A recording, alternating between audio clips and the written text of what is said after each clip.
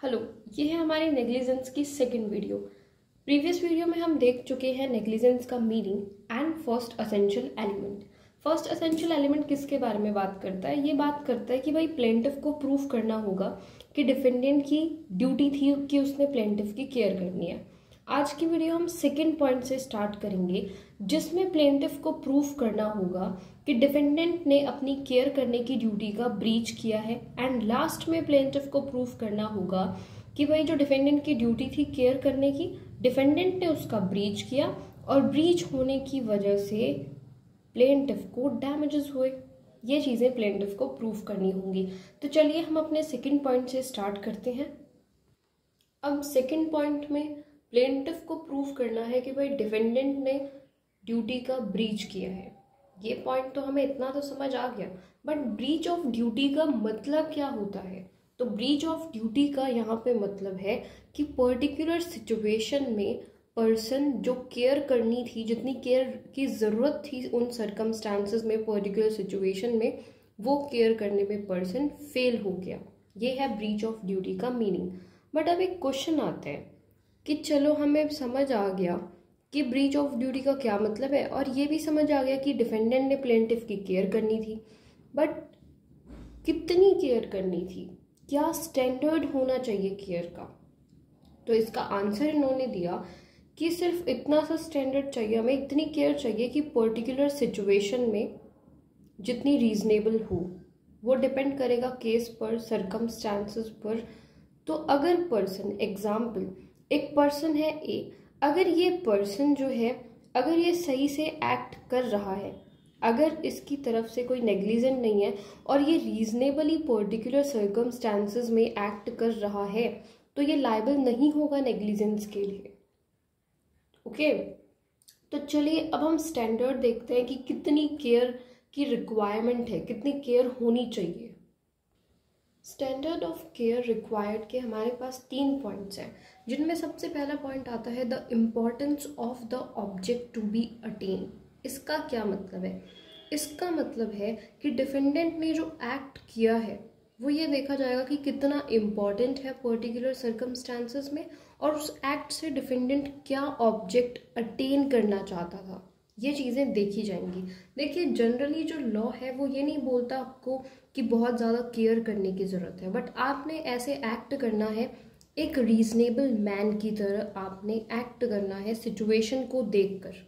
ठीक है, एक केस से हम समझते हैं जिसका नाम है लैटिमर वर्सेस AEC लिमिटेड। अब इस केस में क्या हुआ? इस केस में हुआ ये, बहुत ज़्यादा बारिश हुई थी, बहुत ज़्यादा रेन स्टॉर्म था, हैवी रेनफॉल था। तो हुआ क्या, लगा लीजिए कि ये फैक्ट्री है, फैक्ट्री में पानी भर गया, पूरी फैक्ट्री में पानी भर गया, और इस पानी भरे हुए में ही एक ऑयली सब्सटेंस जो है वो ऐड हो गया। तो पूरी फैक्ट्री में जब पानी सूखा तो ये ऑयली परत जो है वो पूरे फ्लोर पर आ गई। अब क्या हुआ, यहाँ पे जो ये ऑफिसर्स थे इस कॉरपोरेशन के, इस फैक्ट्री के, इन्होंने क्या करा, सो डस्ट मंगाया और जितना भी इनके पास आ सका, जितना भी अवेलेबल था, फ्लोर पर डाला और ऑयल को क्लीन किया। अब भाई थोड़ा सा कम रह गया, सप्लाई इतनी नहीं हो पाई, तो क्या हुआ कि कुछ जगह पर डिस्पैचेस जो हैं वो रह गए, थोड़े थोड़े से धब्बे से रह गए। ठीक है, फिर क्या हुआ, यहाँ पे जो पर्सन है ये वाला, ये पर्सन जो है वो इसी फैक्ट्री में काम करता था, तो ये एक ऐसे ही किसी डिस्पैच पर फिसल गया और गिर गया, इसे इंजरीज आ गई। तो अब इसने कहा कि ये सारा कुछ फैक्ट्री के जो ऑफिसर्स हैं उनकी वजह से हुआ है, तो इसने इन पर सूट फाइल कर दिया नेग्लिजेंस का, कि इनके नेग्लिजेंस की वजह से मेरे को इंजरी हुई है। ठीक है, तो अब इसने कहा कि मैं चाहता हूँ कि इस फैक्ट्री को बंद कर दिया जाए, जब तक ये ऑयली सब्सटेंस फैक्ट्री में से क्लीन नहीं हो जाता तब तक फैक्ट्री को बंद रखा जाए, ये कहा गया। बट हाउस ऑफ लॉर्ड्स ने कहा कि यहाँ पे जो पर्सन था, यहाँ पे जो इस फैक्ट्री का जो ऑनर है या ऑफिसर्स हैं, उन्होंने एक्ट किया है रीजनेबली, उन्होंने सही तरीके से एक्ट किया है। ठीक है, और यहाँ पे हम ऐसा नहीं कर सकते क्योंकि इस फैक्ट्री में 4000 वर्कर्स काम करते हैं, तो ऐसे फैक्ट्री को क्लोज करना सही नहीं है, ऐसे बंद नहीं कर सकते फैक्ट्री को। ठीक है, तो यहाँ पे प्रिकॉशंस देखी गई हैं और जो ऑब्जेक्ट है यहाँ पे वो ये है कि इन सबको काम देना, इन सबको रोजगार प्रोवाइड कराना। ठीक है, तो यहाँ पे बंद नहीं करनी है फैक्ट्री, इसको इंजरी हुई है वो मान लिया गया, बट यहाँ पे फैक्ट्री बंद नहीं करी गई। और ये कहा गया कि भाई क्योंकि इन्होंने रीजनेबली एक्ट किया है, प्रूडेंट मैन की तरह एक्ट करा है, तो भाई ये लोग नेग्लिजेंस के लिए लायबल नहीं है। ठीक है, आई होप आपको यहाँ तक समझ आया होगा। अब हम स्टैंडर्ड ऑफ केयर के सेकंड पॉइंट पर पहुँचते हैं। सेकंड पॉइंट है मैग्नीट्यूड ऑफ रिस्क। अब देखिए, जो डिग्री ऑफ केयर है वो चेंज होती रहती है सिचुएशन के अकॉर्डिंग। अब एग्जाम्पल लगाइए कि ये एक एक्ट है और ये दूसरा एक्ट है। ठीक है, आप यहाँ पे जितनी केयर दे रहे हो सकता है यहाँ पे आपका एक्ट केयरफुल हो, और सेम एक्ट अगर आप सेम केयर दूसरी सिचुएशन में दे रहे हो तो ऐसा हो सकता है कि यहाँ पे आपके एक्ट को नेग्लिजेंट माना जाए। ठीक है, तो लॉ आपसे ये नहीं बोल रहा कि सेम अमाउंट की केयर हर सिचुएशन में चाहिए। ये किस पे डिपेंड करेगा? ये डिपेंड करेगा काइंड ऑफ रिस्क पे, कि किस तरीके का रिस्क इन्वॉल्व है पर्टिकुलर सिचुएशन में। रिस्क को देखते हुए ही प्रिकॉशंस जो है डिफेंडेंट को लेनी चाहिए कि किस तरीके का रिस्क है। एग्जाम्पल लगाइए, ये जो ए पर्सन है ये लोडेड गन सप्लाई कर रहा है और बी पर्सन सिर्फ स्टिक्स जो लाठियां होती है वो सप्लाई कर रहा है। तो अब देखिए यहाँ पे क्या है, रिस्क ज़्यादा है, तो यहाँ पे डिग्री ऑफ केयर क्या होगा, ज़्यादा होगा। यहाँ पे सिर्फ नॉर्मल स्टिक्स है तो यहाँ पे कोई इशू नहीं है। अब लगाइए कि एक एक्स पर्सन है वो सप्लाई कर रहा है मिल्क, या फिर उसके पास मिल्क है, ठीक है, और जो वाई पर्सन है वो सप्लाई कर रहा है पेट्रोल, तो इसको ज़्यादा केयरफुल होने की ज़रूरत है, राइट। अब दूसरी सिचुएशन लगाइए कि बहुत ज़्यादा बारिश आ रही है, ठीक है, तो इस ड्राइवर से क्या एक्सपेक्ट करा जा रहा है कि ये ज़्यादा सावधानी बरते नॉर्मल सिचुएशन के अकॉर्डिंग। ठीक है, तो जो रिस्क है वो देखा जाएगा कि पर्टिकुलर सिचुएशन में क्या रिस्क था और डिफेंडेंट को किस तरीके की जो प्रिकॉशंस थी वो लेनी चाहिए पर्टिकुलर सर्कमस्टांसेस में। आई होप आपको समझ आया होगा। अब हम एक केस लॉ देखते हैं। केस का नाम है Sagar Chand versus state of Jammu and Kashmir, AIR 1999। अब इस केस में क्या हुआ, दो बच्चे थे, एक की एज थी 7 और दूसरे की एज थी 11। अब ये दोनों ही बच्चे जैसे तालाब वगैरह होते हैं उसमें बाथ लेने के लिए जा रहे थे। तो यहाँ पे क्या था, यहाँ पे पैडी फील्ड थी, यानी कि धान की खेती थी यहाँ पे, और इनके एरिया में विलेज से गुजरते हुए जा रहे थे ये लोग। तो इनके एरिया में चल रहा था इलेक्ट्रिसिटी रिपेयरिंग चल रही थी उधर जिधर ये बच्चे जा रहे थे। तो हुआ ये, लाइनमैन की नेग्लिजेंस की वजह से कुछ वायर्स जो हैं वो सही तरीके से रिपेयर नहीं हुई थी, कुछ इश्यूज उनमें रह गए थे। तो भाई क्या हुआ कि बच्चे जो हैं वो उन वायर्स के कांटेक्ट में आ गए और वो वायर्स लाइव थे, यानी कि उनमें बिजली थी, लाइट थी उनमें, और इसी वजह से दोनों बच्चों की डेथ हो गई। तो यहाँ पे कहा गया, यहाँ पे सावधानी ज़्यादा बरतने की ज़रूरत थी, प्रिकॉशंस का ध्यान रखना चाहिए था। बेशक से रिपेयरिंग हो गई थी या हो रही थी, लाइनमैन को इतना ध्यान रखना चाहिए था कि कोई इनके कांटेक्ट में ना आए। तो यहाँ पे वाइकेरियसली स्टेट को लायबल बनाया गया और एक बच्चे के लिए 60,000 रुपीज़ कंपनसेशन दिया गया और दूसरे बच्चे के लिए 75,000 रुपीज़ कंपनसेशन दिया गया। अब हम थर्ड पॉइंट पर आते हैं। आई होप आपको यहाँ तक समझ आया होगा। अगर कोई इशू रहते हैं तो आप कमेंट सेक्शन में बताएं, I reply. Third point start करते हैं। थर्ड पॉइंट है हमारा amount of consideration for which services etcetera are offered. अब ये क्या कहना चाहता है, ये कहना चाहता है कि भाई डिग्री ऑफ केयर इस बात पर भी डिपेंड करेगी कि प्लेंटिफ ने कितनी कंसिडरेशन पे करी है डिफेंडेंट की सर्विसेज के लिए।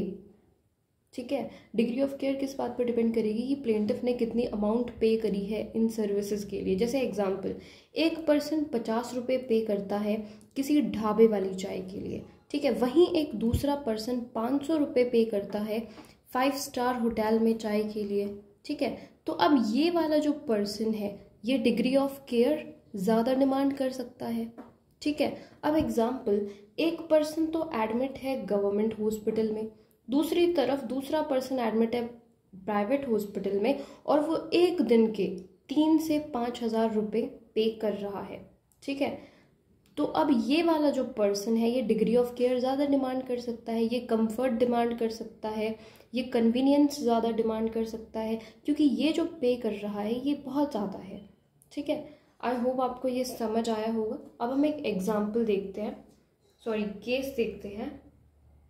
केस का नाम है Klaus Mittelbachert versus East India Hotels Limited AIR 1997। अब इस केस में क्या होता है, जो प्लेंटिफ होता है वो होटल में जाता है, इस होटल में ईस्ट इंडिया होटल्स लिमिटेड में। अब यहाँ पे ये जाके स्विमिंग पूल में डाइव लेता है, और इस डाइव लेने के बाद ये जो पर्सन होता है ये पैरालाइज हो जाता है। अब क्या हुआ, पैरालाइज हो गया, बहुत ज़्यादा पेन के बाद, बहुत ज़्यादा पैसा खर्च करने के बाद, मेडिसिन पे, स्पेशल डाइट और पता नहीं क्या चीज़ें, ये पर्सन 13 साल बाद, इस एक्सीडेंट के 13 साल बाद इसकी डेथ हो जाती है। ठीक है, केस होता है होटल पर कि भाई डाइविंग के बाद ये पर्सन पैरालाइज हुआ है। ठीक है, तो यहाँ पे क्या कहा गया, यहाँ पे जो लायबिलिटी है 5 स्टार होटल की वो कहाँ से आती है। एक पर्सन जो 5 स्टार होटल में जाता है, आप क्या एक्सपेक्ट करते हो कि आप बहुत ज़्यादा हाई चार्जेस पे कर रहे हो, तो एटलीस्ट यहाँ पे डिग्री ऑफ केयर जो है वो अच्छी क्वालिटी की होगी, सेफ होंगी सारी चीज़ें। और अगर ऐसी सिचुएशन में कोई भी लेटेंट डिफेक्ट आ जाता है तो फिर वो 5 स्टार होटल लायबल होगा, स्ट्रिक्ट लायबिलिटी के अंदर उसे कंपनसेशन देना पड़ेगा, breach of duty to take care का। तो यहाँ पे भी सेम सिचुएशन हुई, फिर इस पर्सन को, प्लेंटिफ को जो है, अब डेथ तो हो या ऑफकोर्स किसी और को ही जाएगा, वो वाइफ्स को, हेयर्स वगैरह को जाएगा। ठीक है, तो 50 लाख रुपीज़ जो है वो कंपनसेशन दिया गया यहाँ पे। ओके, तो अब हम आगे बढ़ते हैं। आपको समझ आया होगा थर्ड पॉइंट, 3 चीज़ें हमने देखी हैं यहाँ पे, स्टैंडर्ड ऑफ केयर रिक्वायर्ड में हमने 3 चीज़ें देखी हैं। आई होप आपको ये तीनों चीज़ें समझ आई होंगी। अब हम अपने थर्ड असेंशियल एलिमेंट की तरफ बढ़ते हैं। हमारा थर्ड असेंशियल एलिमेंट है डैमेज, कि भाई प्लेंटिफ को डिफेंडेंट ने जो ड्यूटी का ब्रीच किया था उसकी वजह से क्या हो गए हैं, डैमेजेस हो गए हैं। तो चलिए स्टार्ट करते हैं हमारा third essential element. Third point में बताया गया है कि भाई ये भी बहुत ज़्यादा ज़रूरी है कि प्लेंटिफ को प्रूव करना होगा कि जो डिफेंडेंट ने ड्यूटी का ब्रीच करा है ना, उसकी वजह से, उसी की वजह से क्या हुआ है, प्लेंटिफ को डैमेजेस हुए हैं, और प्लेंटिफ को जितने भी आइटम्स है डैमेजेस के, सारा कुछ उसे प्रूफ करना होगा। ओके, तो डैमेजेस भी ज़रूरी हैं जो कि प्लेंटिफ को प्रूफ करने होंगे कि मेरे को डिफेंडेंट ने जो ब्रीच करा है ना केयर वाली ड्यूटी का, उसी की वजह से मेरे को डैमेजेस हुए हैं। आई होप आपको यहाँ तक समझ आया होगा। अब एक पॉइंट और आता है, proof of negligence race Ipsa लिक्विटर। ये एक मैक्सिम है जिसे हम इसी वीडियो में देखेंगे। शुरू करते हैं। अब इस मैक्सिम का मीनिंग क्या है, रेस इप्सा लिक्विटर का मीनिंग है when the things speak itself, यानी जब चीज़ें खुद बता रही हैं कि हुआ क्या है। देखिए, पहले हम जनरल रूल देखते हैं। जनरल रूल क्या होता है, जनरल रूल होता है कि जो प्लेंटिफ होता है, जैसे एग्जाम्पल, जो प्लेंटिफ है इसके साथ अगर कुछ हुआ है, ये सूट फाइल करने गया, तो इसे सारी चीज़ें प्रूफ करनी होंगी। जैसे हमने एसेंशियल एलिमेंट्स में देखा कि प्लेंटिफ को क्या प्रूफ करना पड़ेगा कि डिफेंडेंट की ड्यूटी थी, फिर डिफेंडेंट ने उसको ब्रीच किया, और फिर डैमेजेस हुए। ये सारी चीज़ें किसको प्रूफ करनी थी, प्लेंटिफ को। जनरल रूल यही कहता है। जनरल रूल में होता क्या है, ये कहता है कि प्लेंटिफ को प्रूफ करना होगा कि डिफेंडेंट की लापरवाही थी, डिफेंडेंट का नेग्लिजेंट था। तो जो इनिशियल बर्डन होता है ना, वो हमेशा ही किस पर होता है, प्लेंटिफ पर होता है, क्योंकि ये सूट फाइल कर रहा है। अब सूट फाइल कर रहा है तो इसे अपने आप को सही प्रूफ करना होगा कि जो मैं कह रहा हूँ वो सही कह रहा हूँ, और डिफेंडेंट ने नेग्लिजेंट एक्ट किया है। ठीक है, जब तक ये प्रूफ नहीं कर देता तब तक डिफेंडेंट को लायबल नहीं बना सकते। ठीक है, और अगर प्लेंटिफ प्रूफ नहीं कर पाता कि डिफेंडेंट ने किया है तो फिर डिफेंडेंट को लायबल ही नहीं बनाया जा सकता। ठीक है, तो जनरल रूल तो ये होता है। बट जो रेस इप्सा लिक्विटर होता है, इसका मतलब होता है the thing speaks for itself, यानी जो चीज़ है वो अपने लिए खुद बात कर रही है। इस सिचुएशन में क्या होता है, यहाँ पे एक्सीडेंट खुद ही एक्सप्लेन करता है कि एक्सीडेंट होता ही नहीं, एक्सीडेंट ऑर्डिनरली होता ही नहीं डिफेंडेंट के नेग्लिजेंट के बिना। तो यहाँ पे डिफेंडेंट को, यहाँ पे सीधा जो बर्डन होता है वो डिफेंडेंट पर आता है। प्लेंटिफ पर ऐसा बर्डन ही नहीं आता कि उसे प्रूव करने की ज़रूरत है। प्लेंटिफ को तो सिर्फ इतना प्रूव करना है, प्लेंटिफ के लिए इतना सफिशेंट होगा कि उसे प्रूव करना है कि एक्सीडेंट हुआ है, बस इतना प्रूव करना है। जो फिर डिफेंडेंट होता है उस पर सारा बर्डन आ जाता है, फिर उसे प्रूव करना होगा अपनी लाइबिलिटी को अवॉइड करने के लिए, उसे डिसप्रूव करना होगा कि नहीं मेरी तरफ से नेग्लिजेंस नहीं हुआ है। पर इसके लिए क्या क्या चीज़ें ज़रूरी हैं? अगर द थिंग स्पीक्स इटसेल्फ यानी कि रेस इप्सा लिक्विटर की मैक्सिम अगर यूज़ कर रहे हैं तो इसके लिए क्या चीज़ें होनी चाहिए? तो इसके लिए होनी चाहिए कि जो इवेंट हुआ है, जो एक्सीडेंट हुआ है, वो डिफेंडेंट के कंट्रोल में था या फिर उसके सर्वेंट के कंट्रोल में था। ठीक है, किसी भी तरीके से मैनेजमेंट उसका सर्वेंट कर रहा था या फिर वो खुद कर रहा था। ठीक है, और वो डिफेंडेंट के नेग्लिजेंस के बिना हो ही नहीं सकता था वो एक्ट। तो उस सिचुएशन में जो बर्डन ऑफ प्रूफ होगा वो प्लेंटिफ से डिफेंडेंट पर आ जाएगा कि डिफेंडेंट को प्रूफ करना है, डिसप्रूव करना होगा कि नहीं मैंने कुछ नहीं किया है। ठीक है, तो डिफेंडेंट को डिसप्रूव करने की ज़रूरत पड़ेगी, प्लेंटिफ को कुछ भी प्रूव करने की इस सिचुएशन में ज़रूरत नहीं पड़ेगी। आई होप आपको समझ आया होगा। इसके लिए भी हम एक अच्छा सा केस लॉ देखते हैं, उससे आपको बहुत अच्छे से समझ आ जाएगा कि एक्चुअल में रेस इप्सा लिक्विटर होता क्या है। तो चलिए शुरू करते हैं। केस का नाम है municipal corporation of Delhi versus Subhagwanti AIR 1966। इस केस में क्या हुआ, ये एक क्लॉक टावर है और ये क्लॉक टावर टाउन हॉल के ऑपोजिट में मेन बाज़ार चांदनी चौक दिल्ली में है। अब हुआ ये कि ये क्लॉक टावर जो है कोलैप्स हो गया, मतलब गिर गया। अब इस वजह से बहुत सारे लोगों की जान चली गई। और जो ये क्लॉक टावर था इसको मेंटेन कर रही थी एक म्यूनिसिपल कॉरपोरेशन दिल्ली की, और ये क्लॉक टावर इन्हीं के कंट्रोल में था। और ये क्लॉक टावर जो है वो 80 ईयर ओल्ड हो चुका था, 80 साल पुराना था ये क्लॉक टावर। और जबकि जो नॉर्मल लाइफ स्ट्रक्चर होता है किसी भी बिल्डिंग का वो होता है 40 to 45 ईयर्स।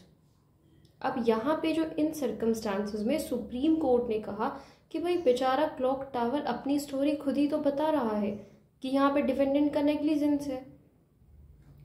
जो हमने पढ़ी अभी अभी मैक्सिम रेस इप्सा लिक्विटर, जिसमें क्या था कि प्लेंटिफ को प्रूफ करने की ज़रूरत नहीं पड़ती कुछ भी, डिफेंडेंट पर सीधी बात आ जाती है क्योंकि जो एक्सीडेंट होता है वो खुद की स्टोरी खुद बताता है। तो यहाँ पे ये क्लॉक टावर भी अपनी सिचुएशन खुद ही बता रहा है कि 80 साल पुराना हो गया था मैं, 40 से 45 साल एक बिल्डिंग की उम्र होती है।